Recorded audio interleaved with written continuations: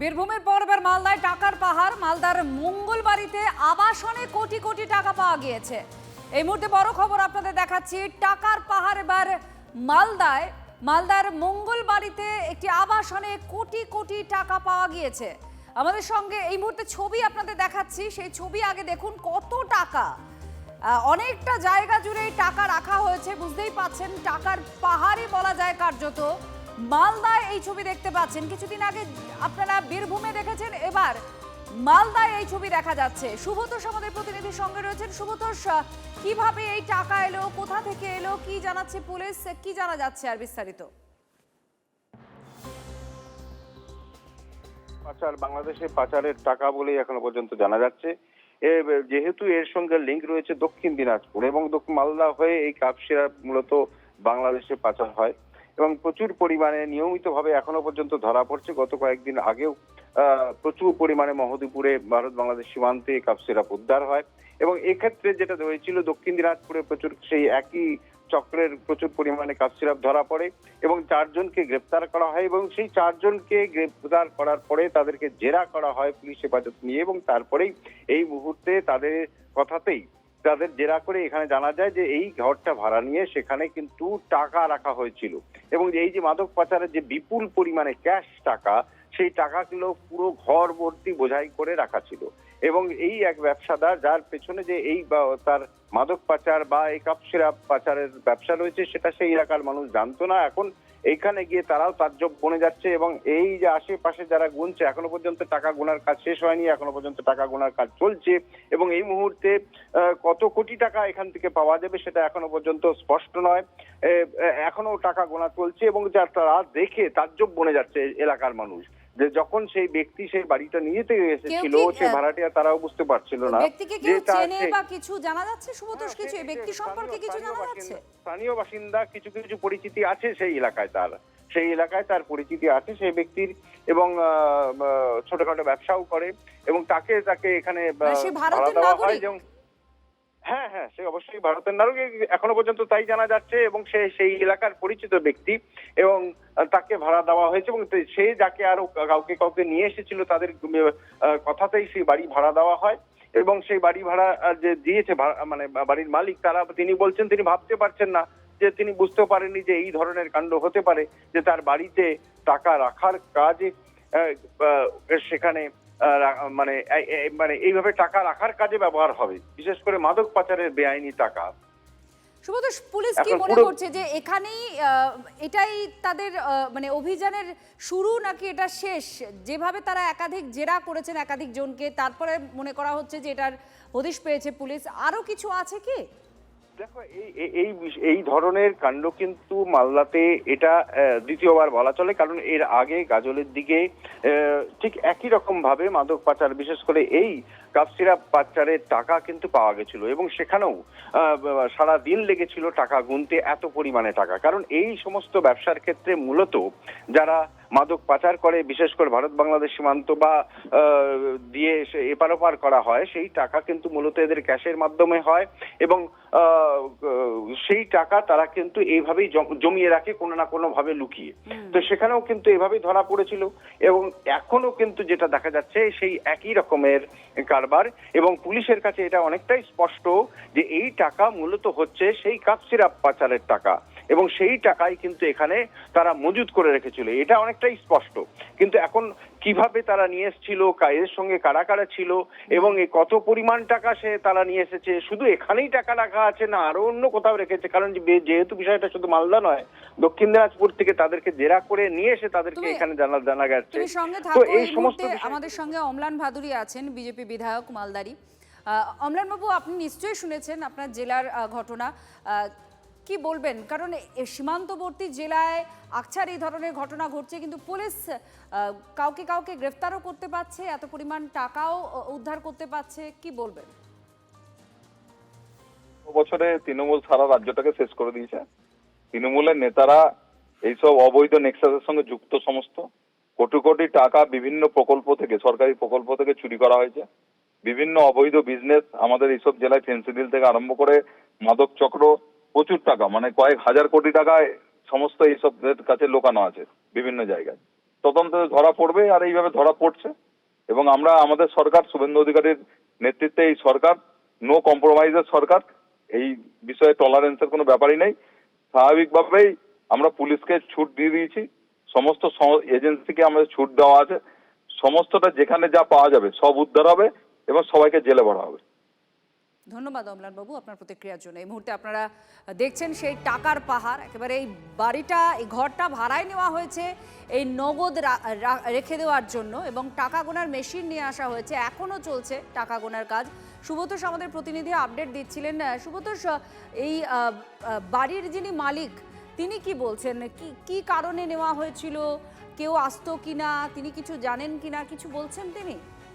তিনি যেটা বলেছেন তাদের বক্তব্য আমরা নিয়েছি, এবং তিনি যেটা আমাদেরকে জানিয়েছেন যে এখানে তার কয়েকজন পরিচিত, তার মাধ্যমে সেই ব্যক্তি এখানে আসে এবং তাকে তিনি বুঝতে পারেননি এবং তাদের কথাতে তিনি ভাড়া দিয়েছেন। খুব স্বাভাবিক বিষয়টাকে মনে হয়েছিল। এখন তিনি বলছেন যে তিনি তো এটা ভাবতে পারেননি যে তিনি যাকে দিচ্ছেন সে এই ধরনের কারবারের সঙ্গে, এই চক্রের সঙ্গে যুক্ত, এবং তার বাড়িকে এভাবে টাকা রাখার, অবৈধ টাকা রাখার কাজে ব্যবহার হবে। তার বক্তব্য এটা, যদিও সবটাই পুলিশ খতিয়ে দেখছে, তাকেও জিজ্ঞাসাবাদ করছে পুলিশ, সেই বাড়ির মালিককেও, তো খুব স্বাভাবিকভাবেই। তো এখন পর্যন্ত যেটা স্পষ্ট যে এটা মাদক পাচারের টাকা, এটা পুলিশের কাছে, এটা তাদেরকে জেরা করি এটা জানা গেছে। কিন্তু আরো একটা যেটা খতিয়ে দেখার ব্যাপার, যে এই মঙ্গলবাড়ি এই এলাকা ছাড়াও আরো অন্য কোথাও আছে কিনা।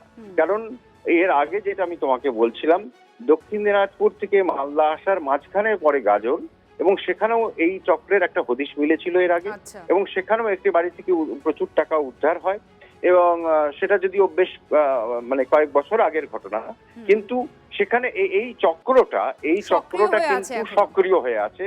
এবং তারা বিভিন্ন ভাবে, যেহেতু ওখান থেকে এসে মালদার মহদীপুর বা সীমান্ত দিয়ে এই কাপ সিরাপটা নিয়মিত ভাবে পাচার হয়, এবং এটা একটা বিরাট চক্র, আন্তর্জাতিক চক্র, এবং সেই চক্রের সঙ্গে এরা এক একটা এজেন্ট হিসেবে কাজ করে।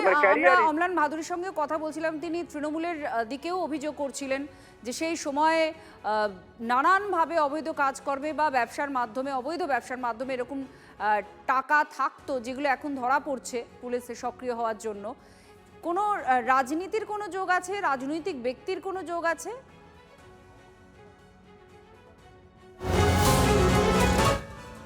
এই মাদক পাচারের ক্ষেত্রে যে ধরা পড়েছিল, এবং ভারত বাংলাদেশ সীমান্ত মহদীপুর থেকে যে যাকে ধরা হয়েছিল, এবং সে হচ্ছে একেবারে তৃণমূলের সক্রিয় কর্মী ছিল, এবং স্থানীয় নেতা আরেকজন ছিল, এবং ফলে তৃণমূলের একটা অংশ যে এই মাদক পাচার চক্রের সঙ্গে জড়িত রয়েছে সেটা বহুবার প্রমাণিত। অনেকবার এই যাদেরকে ধরা হয়েছে, এবং এখনো যেটা কন্টিনিউ চলছে, যে এই ধরপাকড় গুলো, এই মাদক পাচার চক্রে যেহেতু পুলিশ অনেক বেশি সক্রিয় হয়ে গেছে, বিভিন্ন জায়গায় নাকা চেকিং করা হচ্ছে, বিহার সীমান্ত, ঝাড়খণ্ড সীমান্ত, ভারত বাংলা সীমান্ত তো বটেই, তো সেখানে এই সমস্ত জায়গাগুলোতে নাকা চেকিং বসানো হয়েছে, এক্সট্রা পুলিশ নামানো হয়েছে, যেখানে সিভিক ছিল সেই সিভিকদের সরিয়ে সেখানে আরো অনেক পুলিশ কর্মীকে, কনস্টেবলকে বসানো হয়েছে। তো এই সমস্ত বিষয়গুলোকে নিয়ে অনেক বেশি তৎপর হয়েছে, কারণ মালদা দিয়ে আর্মস এবং মাদক এবং জালনোট তো বটেই, তো এই সমস্তগুলো কিন্তু নিয়মিতভাবে পাচার হয়, এবং এই পুরো র্যাকেটটাই একটা বিশাল র্যাকেট, এবং প্রত্যেকের সাথে প্রত্যেকে যে টাকাগুলো যে রাখা আছে, মূলত এগুলো কিন্তু এক একটা এজেন্টের, মানে ক্যারিয়ার এক একটা। এবার সেই টাকার কিন্তু ভাগ হবে। ধরো যে একটা কোনো ক্যারিয়ার এখান থেকে সেখানে পৌঁছে দিল, সে জানে যে যাকে পৌঁছে দিচ্ছে তার পর্যন্ত জানে, তারপরে সেই চেনটা সে জানে না। এই বিরাট যে চেন, এই চেনের মাধ্যমে যার কাছে টাকা রাখার সেখানে থাকবে, তো ফলে সেই কারণে ওদের টাকাটা একটা জায়গায় গুচ্ছিত রাখার একটা খুব বড় প্রয়োজন হয়ে পড়ে। আর সে কারণেই তারা কিন্তু, পুলিশের যেটা রিপোর্ট, যে এই ধরনের কাজ করার ক্ষেত্রে তখন কিন্তু কোনো বাড়ি ভাড়া নিয়ে বা গোপন কোনো জায়গায় তখন তারা কিন্তু মোটা ক্যাশ এরকম ভাবে রেখে দেয়, এবং যেটা কিছুদিন পরে সেটা আবার ভাগ হয়ে যায়, মানে সেটা আবার কিছুদিন রাখার পরে যখন একটু থিতিয়ে যায় তখন সেটা কিন্তু আবার ক্যারিয়ারের মাধ্যমে। বিজেপি বিধায়ক তরুণজ্যোতি তিওয়ারি এই মুহূর্তে আমাদের সঙ্গে রয়েছেন। তরুণজ্যোতি, কি বলবেন? কারণ কিছুদিন আগে আমাদের প্রতিনিধিও বলছিলেন, মহদীপুরে যখন একটা চক্রের হদিশ পাওয়া যায়, সেখানে তৃণমূল সরাসরি যুক্ত ছিল, অভিযোগ করা হয়েছিল, এবং সেটা সামনেও আসে যে তৃণমূল নেতা ওই র্যাকেটটা চালায়। এবার আরও একটা ঘটনা, যেখানে পুরো টাকার পাহাড়, খাটের উপর একদম বোঝাই হয়ে রয়েছে টাকা, এখনো গোনা চলছে। মালদা এলাকা মানে বর্ডার এরিয়া, ওটা হচ্ছে কাউন্টারফিট কারেন্সি এবং একই সাথে ড্রাগস এবং কাফ সিরাপ পাচারের একটা বড় মানে এপিসেন্টার বলা যায়। সাথে গরু পাচার ইনসিডেন্ট তো আছেই। তো বর্ডারে এই কীর্তিকলাপ চলছিল অনেকদিন ধরেই এবং প্রচ্ছন্ন এবং প্রকট দুরকম ভাবেই মদত করতো তৃণমূল কংগ্রেস। আর যেটা উদ্ধার হয়েছে সেটা মাত্র 25%। বাদ বাকি 80% অ্যামাউন্টটা কত এবং কোথায় থাকতে পারে আপনারা হিসাব করুন। এই একই রকম সিন্ডিকেট বরাবর চলে আসলো, একই রকম জিনিস বারবার চলে আসলো এবং এইভাবে শুধু মানে দেশ মানে রাজ্যের ইকোনমি ধ্বংস করা হচ্ছিল না, সমাজটাকেও শেষ করে আসলো। ওই পরিমাণে কাপ সিরাপ আপনারা দেখেছেন, পেয়েছে, সাথে সাথে ড্রাগসও ছিল, সাথে সাথে আরো অনেক কিছু ছিল। আমি বললাম ওই এলাকাটাই পুরো কুখ্যাত ওই জন্য। ওই বিশেষ কিছু লোকজনকে রেখে দিয়ে এই সব কীর্তিগুলো চালাতো তৃণমূল কংগ্রেস। খুঁজলে কোন তৃণমূল কংগ্রেসের নেতার যোগ পাওয়া যাবে, অবাক হবো না যদি কালীঘাটের যোগ পাওয়া যায়। ধন্যবাদ তরুণজ্যোতি।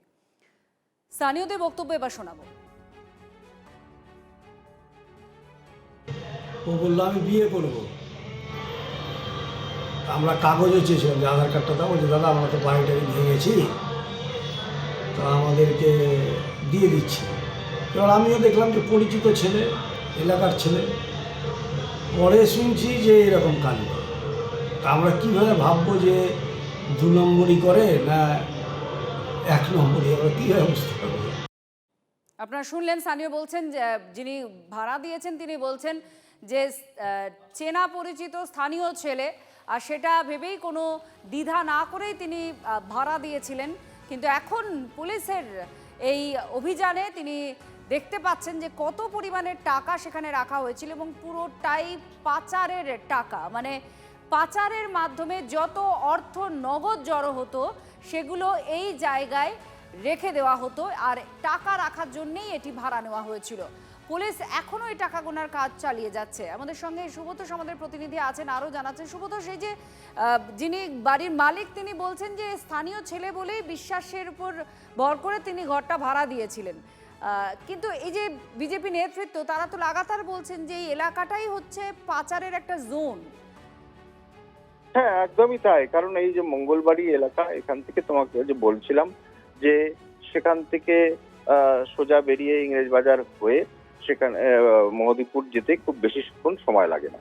তো এই জায়গাটা বরাবরই এখানে মাদক পাচারের একটা চক্র মঙ্গলবাড়ি এলাকা, এবং মঙ্গলবাড়ি থেকে আরো বেশ কিছু দিয়ে আরো একটু এগিয়ে গেলে গাজলের দিকে, ফলে এইগুলো বিভিন্ন জায়গায় এক একটা ঠেক, যেমন ছোট ছোট ঠেক। ওখানকার একটি মানে কলেজ চত্বর রয়েছে, সেই কলেজ চত্বরের পাশে ছোট ছোট ক্যারিয়ার রয়েছে যারা মাদক পৌঁছে দেয় বিভিন্ন স্টুডেন্টের ক্ষেত্রে। এই জন্য কিন্তু পুলিশ বিগত বেশ কিছুদিন ধরেই কিন্তু আলাদা করে সচেতনতা শিবির করছে, যাতে সচেতন করেছেন পুরো বিষয়টা নিয়ে। আর আজকেই এই বিষয়ে আরো একটি ঘটনা সামনে এসেছে। ধন্যবাদ। আপাতত এই মুহূর্তে আপনারা দেখতে পাচ্ছেন যে ছবি আমরা দেখাচ্ছি, মালদায় টাকার পাহাড়। মাদক পাচার চক্রের কাছ থেকেই এই টাকা পাওয়া গিয়েছে। এটা মাদক বিক্রি করারই টাকা বলে অনুমান করা হচ্ছে। কাপ সিরাপও পাওয়া গিয়েছে। আর ডান দিকে বীরভূমে কিছুদিন আগে যে 28.5 কোটি টাকা পাওয়া গিয়েছিল, সেই ছবিও আপনাদের দেখাচ্ছি। টাকার পাহাড়, যেখানে শাসক দলের মদত আছে বলে অভিযোগ করছে বিজেপি।